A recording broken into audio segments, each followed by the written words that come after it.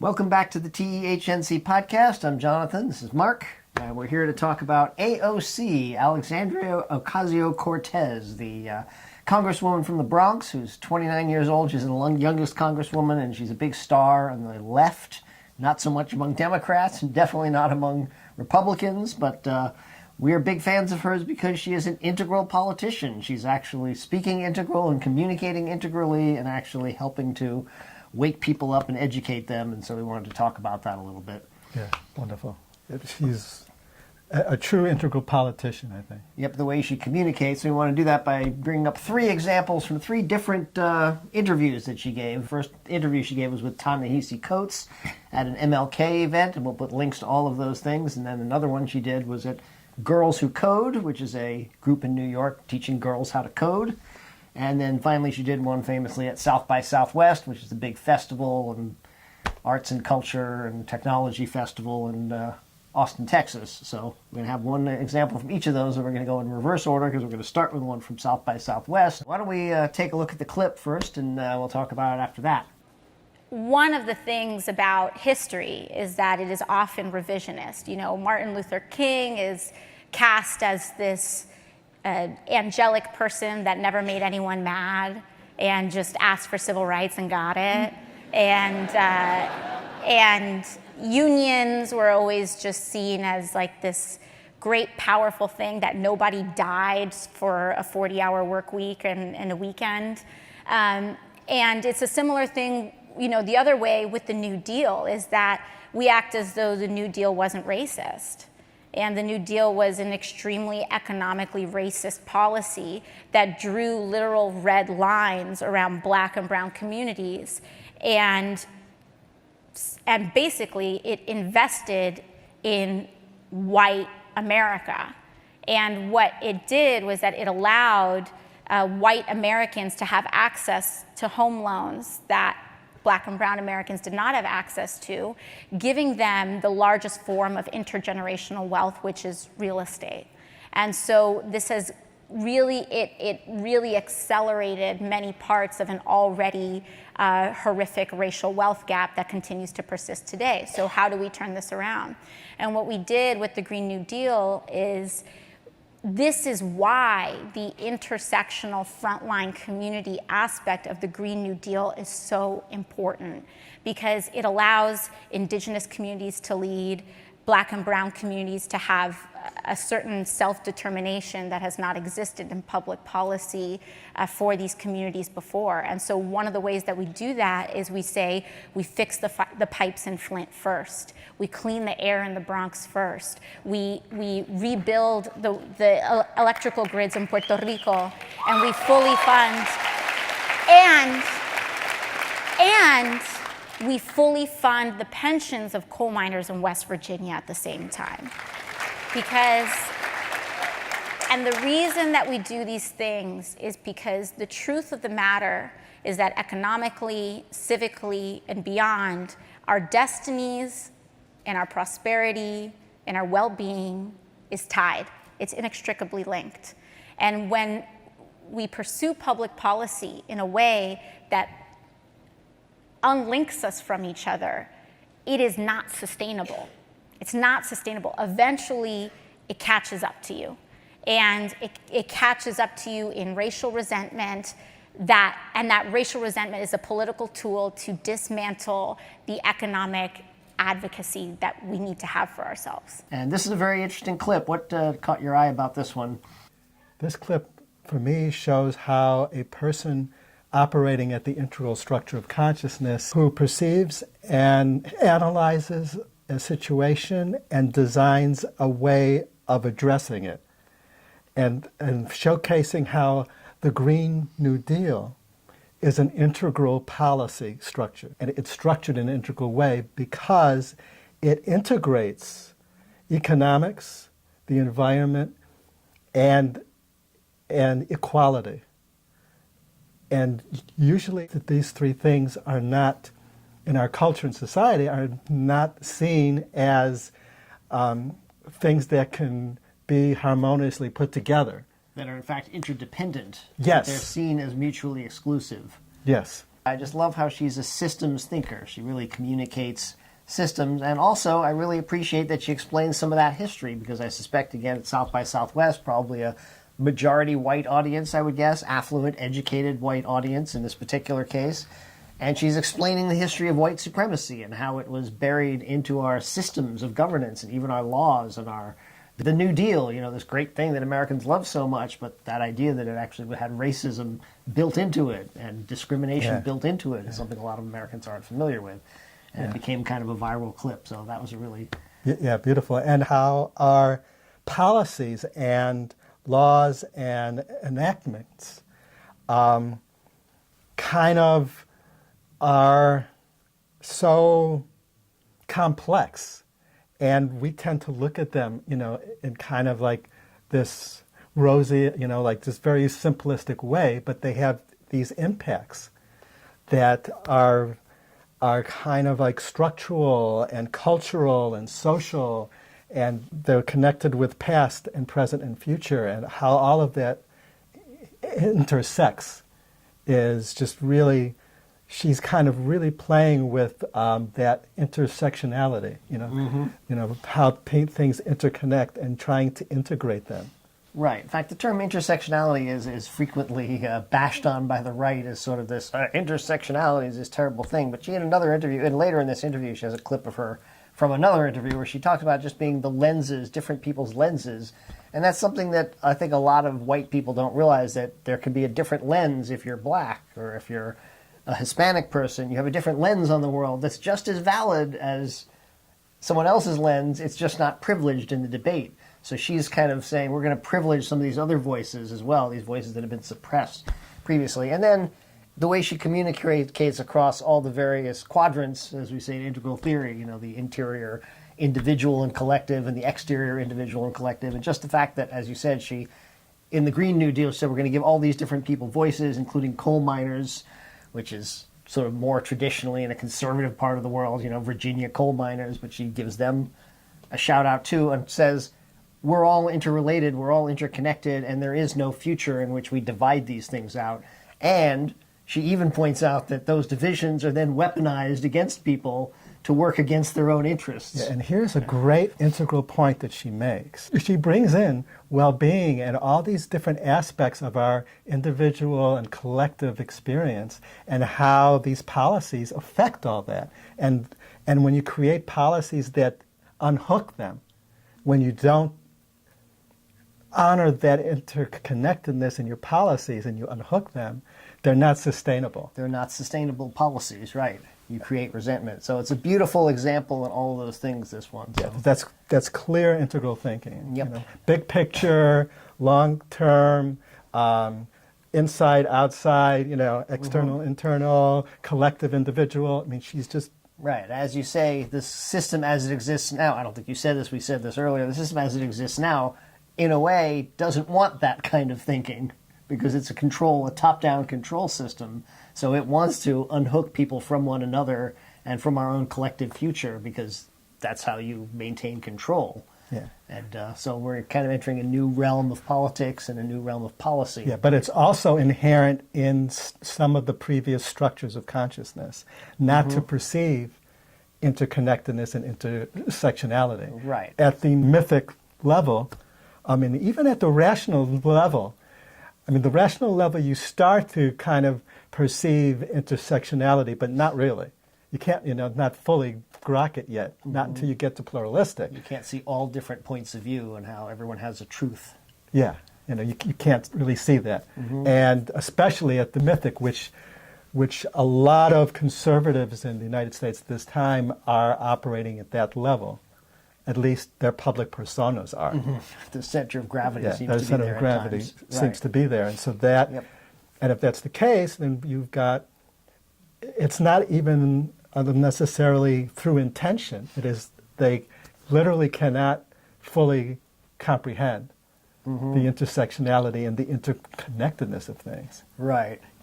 And that brings us to this Girls Who Code. Now, see, this is also a fascinating interview because, again, she's talking to young girls who are learning how to code, but she's also giving them training for how to move through the world, and at the same time training the audience to think about what it means to have girls in the world and girls who can code.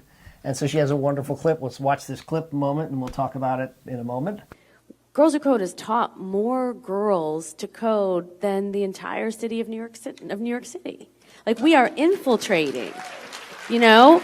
We will get to a place where all Amazon, Facebook, Google can do is just hire you because you are it. Yep, exactly. Right? And we will not wait for their permission. That's right. That's right. You need to do that. And the other thing that I just want to advise is don't be afraid of confrontation, because people are just going to call you confrontational. They just, like, I'm sorry to break it to you, you could be the most polite, delicate little flower in the world, but when you are, when you are who you are in the system as it is, you are a living confrontation. And so just own that. Like, don't let that make you feel any kind of negative way. It's a positive thing. Confrontation is an essential element of change. It has to be, because if change did not require confrontation, things would just change as they are. But because the system is as it is, in order for another world to exist, as that other world will press up against the current world. And that intersection is a confrontation. It doesn't have to be a negative confrontation. It doesn't mean that it's yelling or screaming or anything like that. But it's a transition. I really love that clip, because you're telling them, be confrontational because your existence is a confrontation. Not in a bad way. Because of the system itself. Because the system itself is not used to seeing women of color asserting themselves and asserting that their lens also has value. So that's a wonderful point. She goes on after that to explain how she was sitting with Ilhan Omar and Rashid Tlaib, I think, and they got accused of being confrontational because they're in a little clique together. And she said, well, you're 4 white men sitting together and nobody calls you a clique. They just call us confrontational because we're women of color in the seats of power. So it's great how she is educating the girls to not be afraid of conflict, to be yourself. Earlier on, she tells them, don't try to be a white man. Don't try to imitate a white man, because that system's not designed for you and you'll never succeed in there. You have to create your own separate systems of power. Yeah. In that interview, a lot of what she's doing in this clip, but in a lot of other of her talk there, she is exhibiting this integral idea that that shifting between the subjective and objective. So a lot of the questions that she received during this interview was coming from the objective, from the collective, social, from all this, from the business point of view, from, how do we achieve this and all that stuff. And she resonates with that, but then she unpacks it and gives them this internal advice, like how to perceive themselves, how to think and feel, how to work with their feelings and thoughts, and how that affects their actions in the world. She gives a lot of wisdom in that. A lot of wisdom. Girls Who Code one, actually. She does talk a lot about, she has another one, a concept of have a non-zero day. It's a day that you do something, like buy a URL or something, so you're making some progress. And don't compare yourself, she says, to the image you have of where you want to be. So she's giving them that teaching, but she's also kind of teaching everyone how to be an activist. Right. So she's integrating here lessons in consciousness itself. Mm-hmm. How to perceive and hold things, as well as what they're doing in the world. Mm-hmm. And she's integrating those two. Yep. Which is integral. Yep. Fabulous. So the whole thing is worth watching. They say it's fantastic. Yeah. And then we have this other one. This whole interview with Ta-Nehisi Coates is fascinating because, again, it's at an event for celebrating Martin Luther King. So it's much more oriented towards that social justice orientation like what King had. So the MLK one is very interesting because she's talking to him a lot, and he actually is saying he thinks that she is sort of the closest thing to a Martin Luther King we have now as far as a nonviolent social justice activist who's trying to connect all these different disparate streams of how the corporate state and race and class and power and all these things interweave. And speaking truth to power, taking that risk. It's taking that risk. There's a wonderful scene there, which we didn't show you, in which she talks about how she claps back at people on Twitter, and she does it not to be mean, but she does it as a tactical thing when she thinks that there's a teachable moment if someone says something at her that's false or defamatory. She's going to clap back in order to straighten the record out.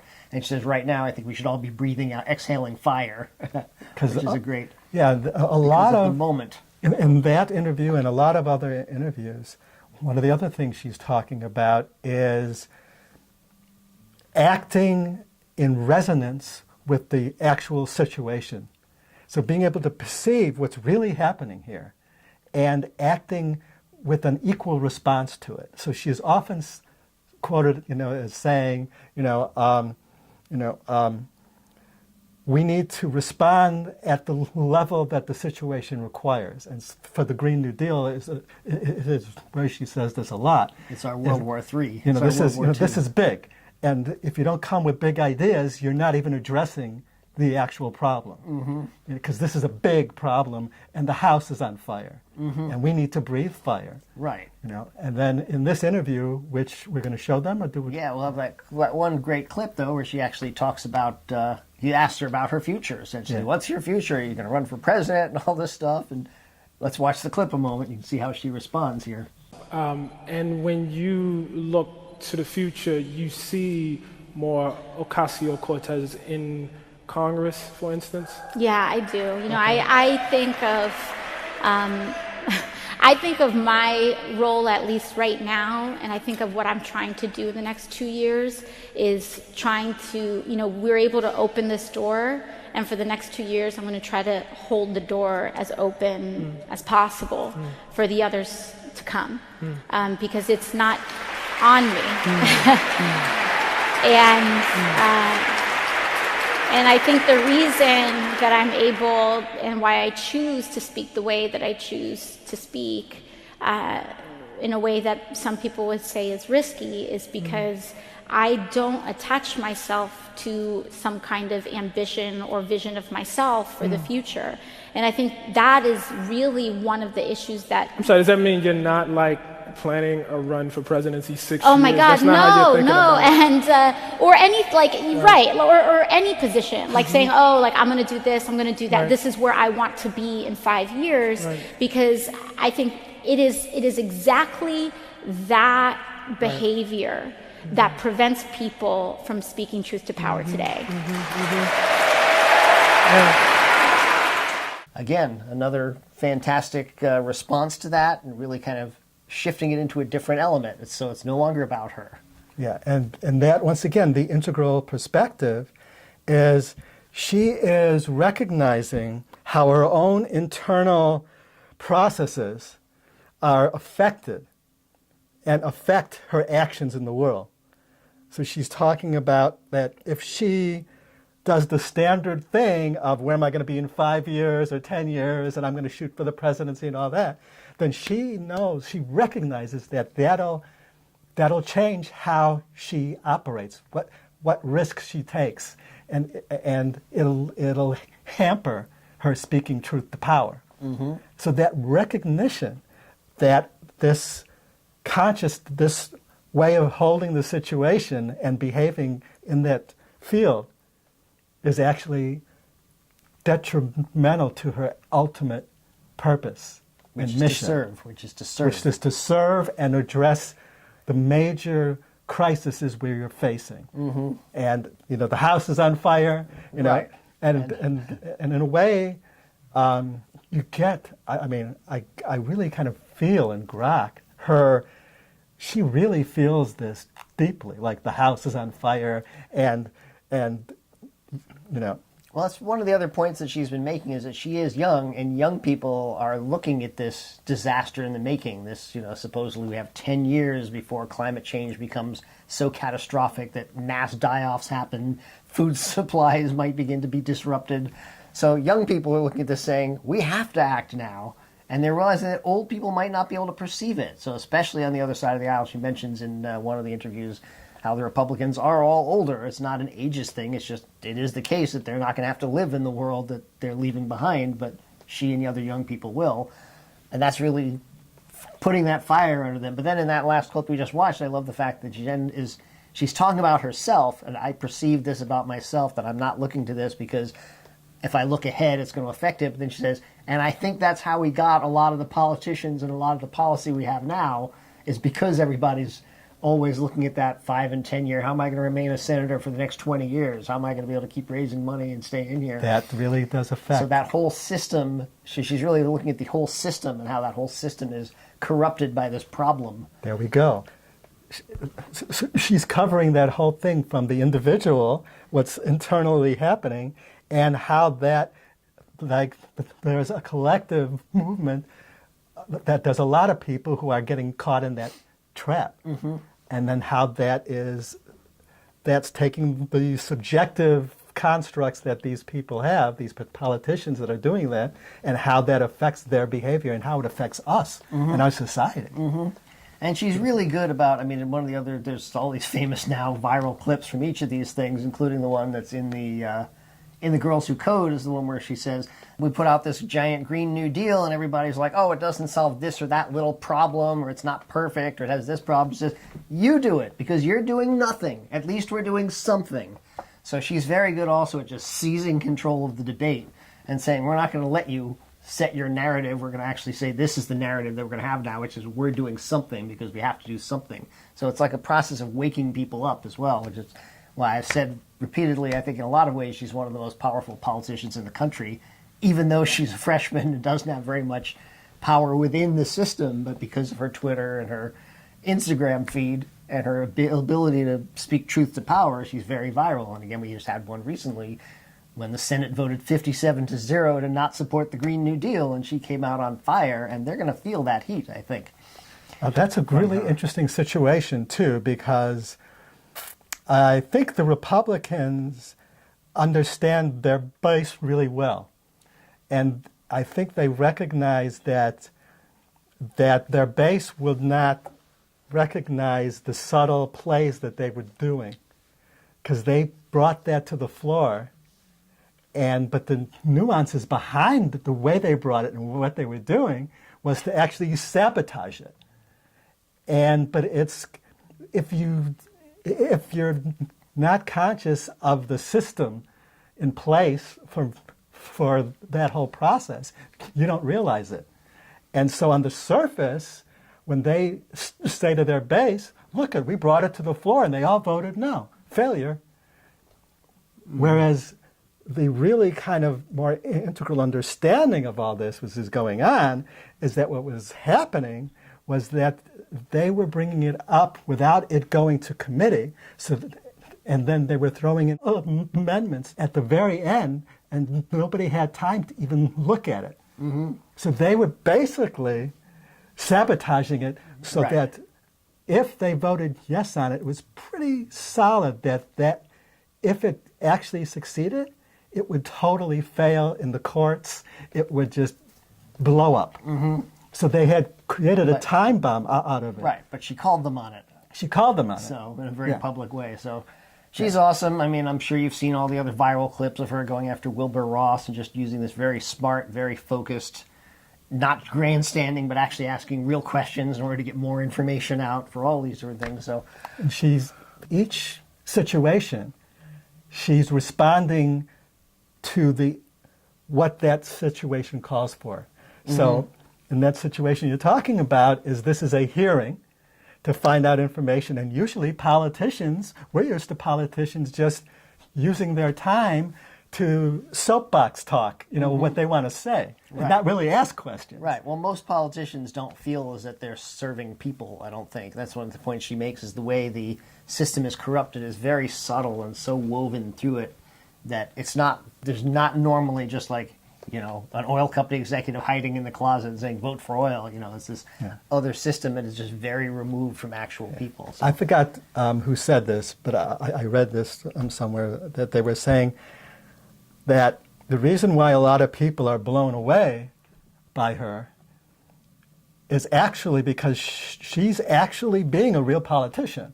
Mm-hmm. We're just so not used to seeing a true politician. Right. Well, she's an activist politician, too. She's actually fighting for the people she's supposed to be representing. Yeah, but she's like, she is there to serve people, as you keep saying. And you then- feel that. Right, and some of the things I think that deepen her experience, we just say whether you, I don't know if everybody watching this knows, she actually lived in Niger for a couple, which is in Africa, for a couple months, I think, doing outreach work there. I can't remember what it was, an exchange student situation, but so she actually saw the rest of the world, got sick. I think she got malaria when she was there.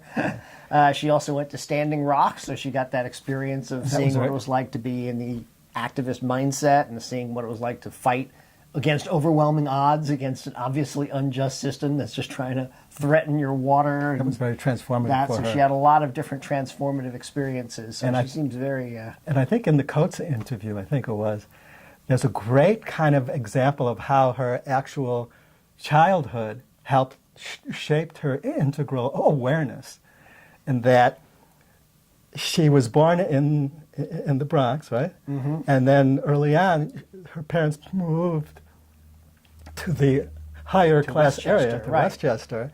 But all their family was still in the Bronx, and her father's business was there, and so they were going back and forth. So her whole childhood, she was ping-ponging between cultures, economic groups, and seeing the difference every single day. How much difference a zip code made. And so she was like getting this experiential training of seeing the big picture. And also, she was the Puerto Rican kid in a white school when she was in Westchester, and her mother actually was the house cleaner. Right. So she helped her mother clean the houses of the people she went to school with.